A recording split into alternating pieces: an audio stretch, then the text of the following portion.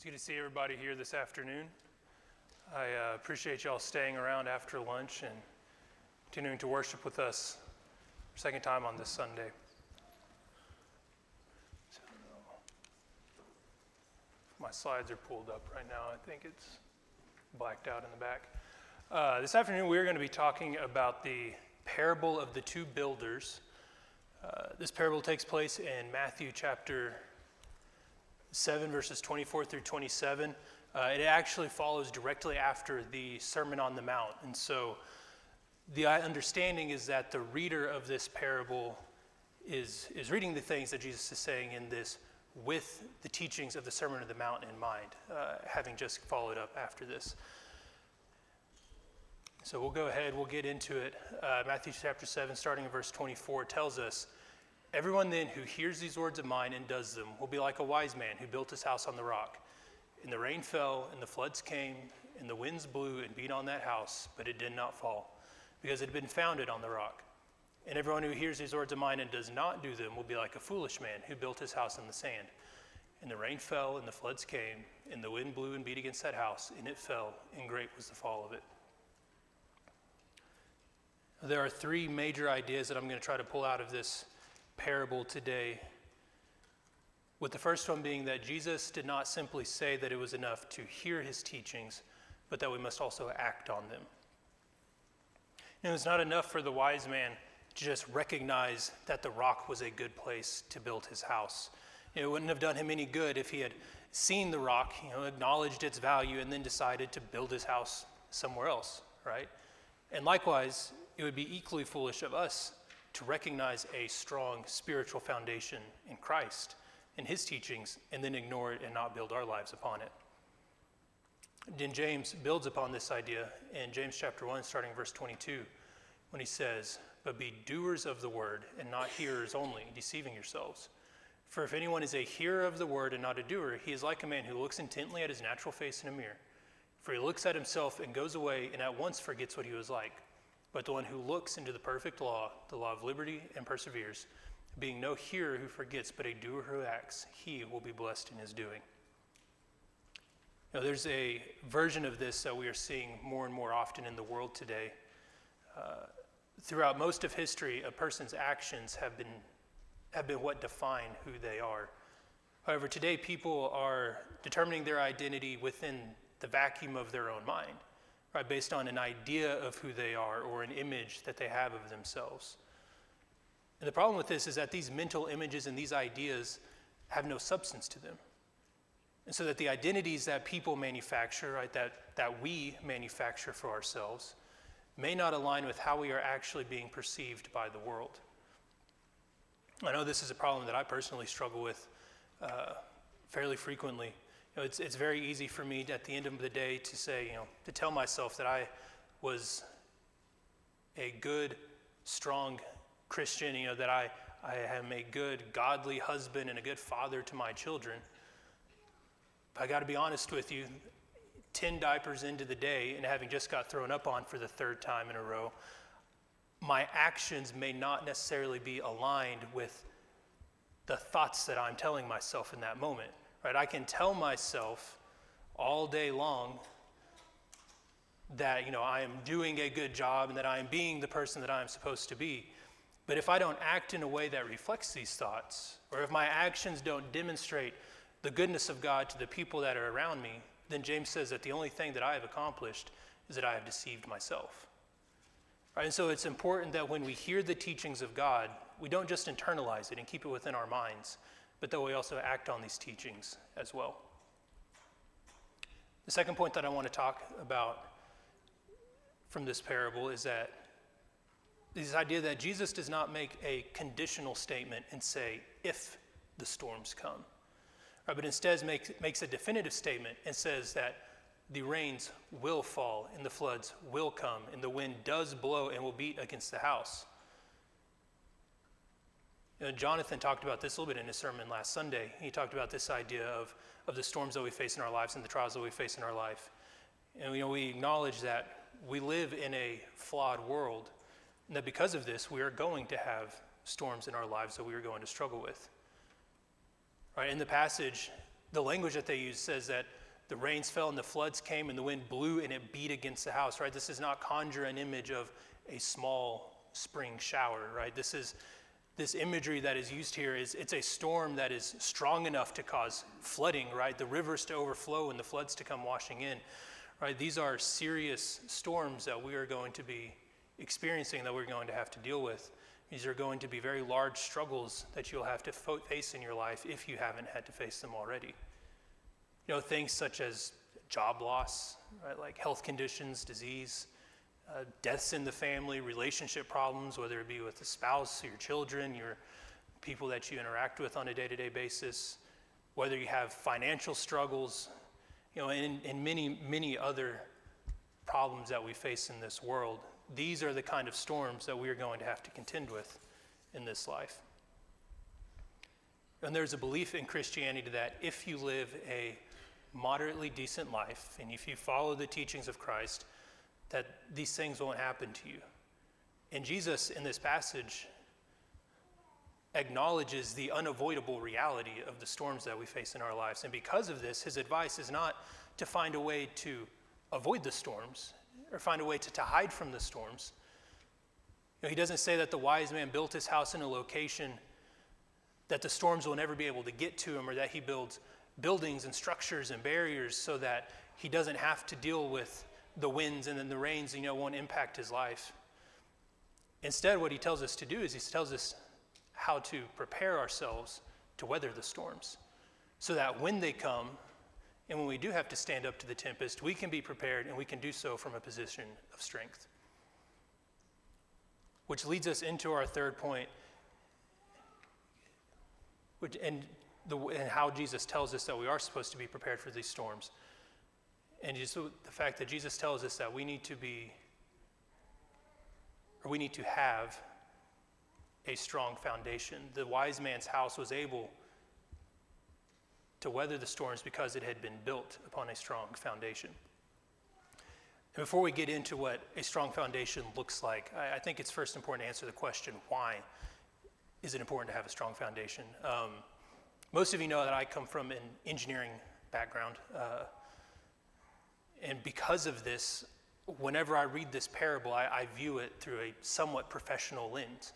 I know that there are some of y'all who work in the civil engineering field or the construction industry, or work in architecture, and so you're familiar with the idea of the necessity of a strong foundation. And it seems fairly obvious, but without a strong foundation to build upon, any structure that you try to establish or that you try to build, no matter how well built it may be, is going to be compromised if the foundation is weak. As I was thinking about this, I thought of a couple of very well recognizable buildings and structures that are flawed and have failed because they did not have a good foundation whenever they were initially constructed. Probably the most well-recognizable one is the Leaning Tower of Pisa. The Tower of Pisa was built in the early 12th century, and it almost immediately began to experience issues when one side of the structure began to sink into the ground. Now, the source of this problem came from being constructed on very soft soil and also having a very thin foundation that it was initially placed upon. I believe that they said the foundation for the Leaning Tower of Pisa is only 3 meters deep, and for a building that is I want to say that it was over 56 meters tall and weighed 16,000 tons. A 3-meter foundation is drastically undersized to be able to handle that kind of a load capacity. And so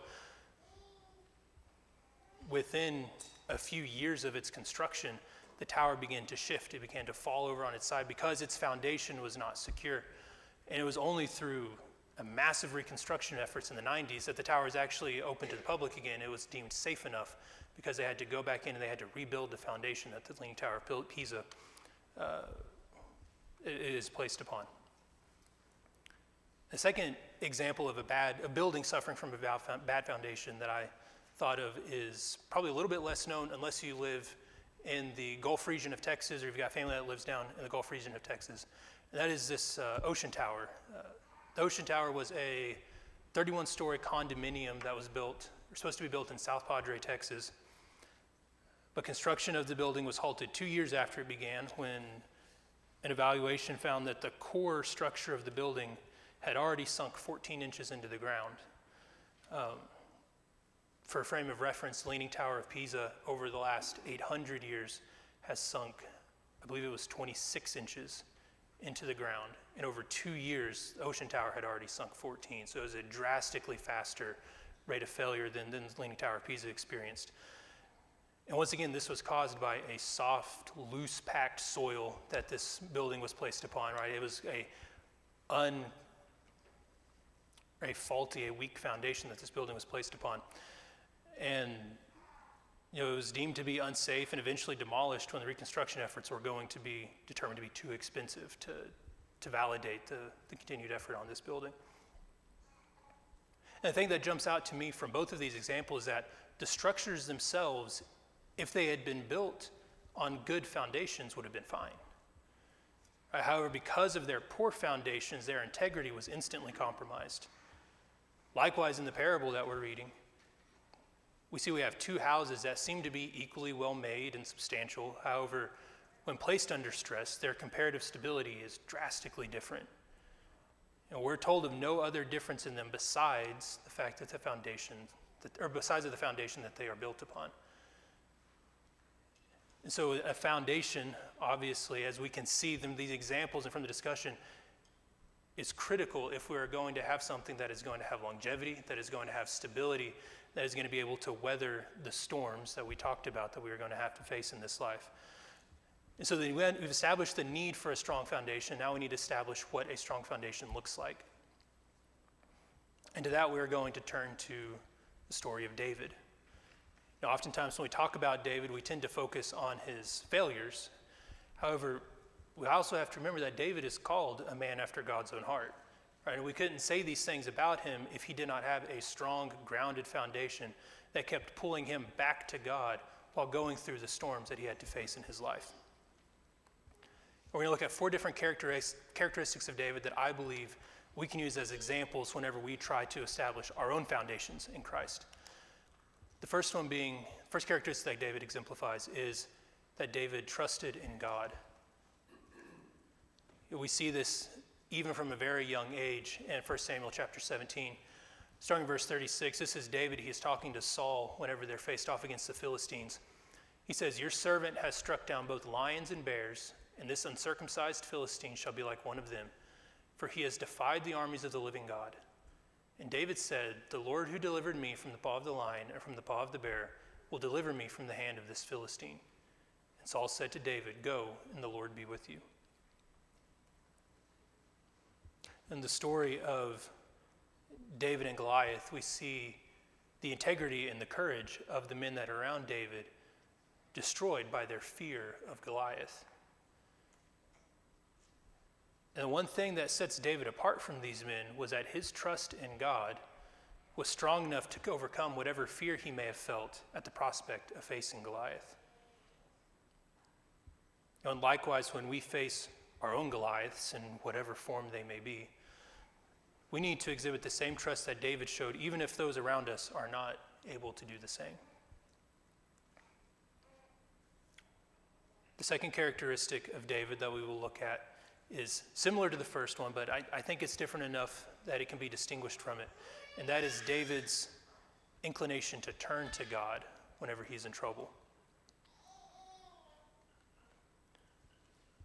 In Psalms chapter 57, starting in verse 1, reads, "To the choir master, according to Do Not Destroy, a miktam of David when he fled from Saul in the cave. Be merciful to me, O God, be merciful to me. For in you my soul takes refuge. In the shadow of your wings I will take refuge, till the storms of destruction pass by. I cry out to God Most High, to God who fulfills his purpose for me. He will send from heaven and save me. He will put to shame him who tramples on me. Selah. God will send out his steadfast love and his faithfulness." Now, David is recounting the time when he was on the run from King Saul. And when he does so in this passage, he shows us that instead of looking to himself or to others for comfort, he recognizes that the only one who is able to offer him the comfort that he seeks is God. Now, how often, whenever we get in over our heads, do we tend to look inward and try to rely upon our own strength to get us through our problems, and forget that we have a God who is offering us refuge, who wants to help us, and all we have to do is turn to him and allow him to be the opportunity to lend us his strength and his support. The third characteristic of David, or of someone who has a strong foundation in God that we see in David, is his willingness to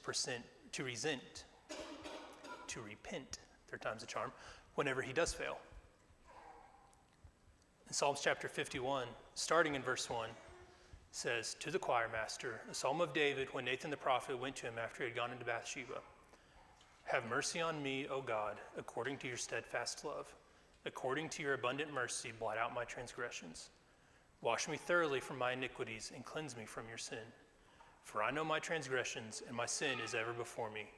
Against you, you only, have I sinned and done what is evil in your sight, so that you may be justified in your words and blameless in your judgment." I think it's important for us to recognize, and I'm sure we all do, that we all, like David, will fail in our walk with God. I don't think that that's a surprise to anybody. There are some times that we do better than others, but due to our sinful nature, it's inevitable that we are all going to fail at some point. And that's why it is important that whenever we do fail, we are humble enough to face our failures and bring them before God, like we see David do. And David is able to do this because he has not grown desensitized to his sins. Right? He recognized that it is only through the love of God and the mercies that he's shown us that we can be cleansed of our transgressions against him.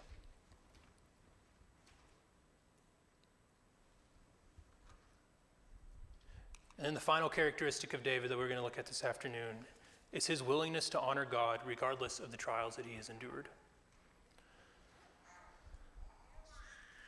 This is a bit of a lengthy passage here in 2 Samuel, but I think it's an important one for us to read the full accounting of.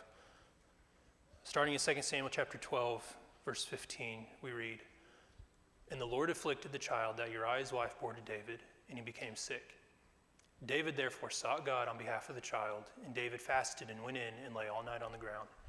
And the elders of his house stood beside him to raise him from the ground, but he would not, nor did he eat food with them.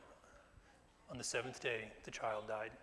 And the servants of David were afraid to tell him that the child was dead, for they said, 'Behold, while the child was yet alive, we spoke to him, and he did not listen to us. How then can we say to him, the child is dead? He may do himself some harm.' But when David saw that his servants were whispering together, David understood that the child was dead. And David said to his servants, 'Is the child dead?' They said, 'He is dead.' Then David arose from the earth and washed and anointed himself and changed his clothes. And he went into the house of the Lord and worshipped. He then went to his own house, and when he asked, they set food before him, and he ate. Then his servants said to him, 'What is this thing that you have done? You fasted and wept for the child while he was alive, but when the child died, you arose and ate food.' He said, 'While the child was still alive, I fasted and wept, for I said, who knows whether the Lord will be gracious to me that the child may live? But now he's dead, why should I fast? Can I bring him back again? I shall go to him, but he will not return to me.'" Now, this passage recounts for us the punishment that God placed upon David after his affair with Bathsheba and his arranged murder of her husband Uriah. And it gives us a glimpse into David's mind. Throughout each stage of this ordeal, we're able to see that every action David takes is done so in a way that shows honor to God.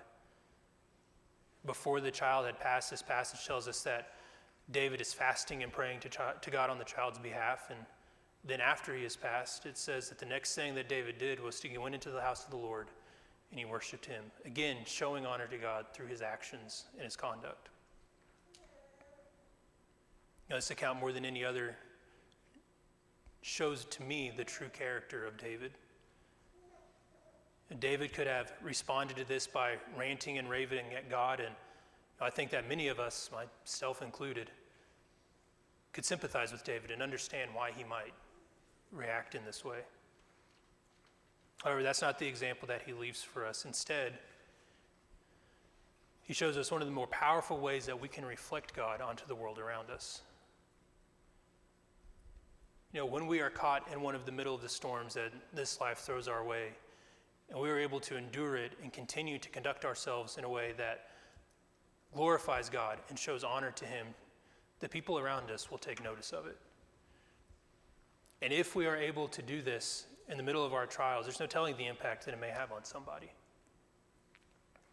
It may raise a question within somebody and begin them on their own walk with God, or maybe somebody around you is dealing with a storm of their own, and your actions might give them some small comfort or encouragement as they push through their own trials. Whatever the outcome may be, this is the standard that we've been called to strive for. Right? The examples that David gives us are the examples that we should be trying to achieve as we try to build our lives with a foundation upon Christ and his teaching. And our only hope of achieving this standard is to make sure that we have a foundation that looks like David's, that is rooted in God's word and in the teachings of Jesus.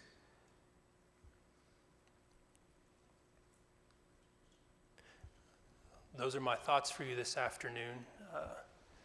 If you feel like you've built your life on the sand and you wish to rebuild it with the Son of God as your new foundation, we have the means to help you with that and baptize you into Christ this afternoon. Or if you've already accepted Jesus in baptism but feel that your foundation is cracking, now is the time to act and begin to repair the damage that has been done. Repairing a foundation is a difficult task. If anybody's had to do that within their own home or to their own house, they understand the work and the effort that goes into this. But it is one that is worth pursuing. And the church is here ready to lift you up in prayer and to support you as you begin that process. If there is either need at this time, I ask that you please come forward as we stand and sing the song that's been selected.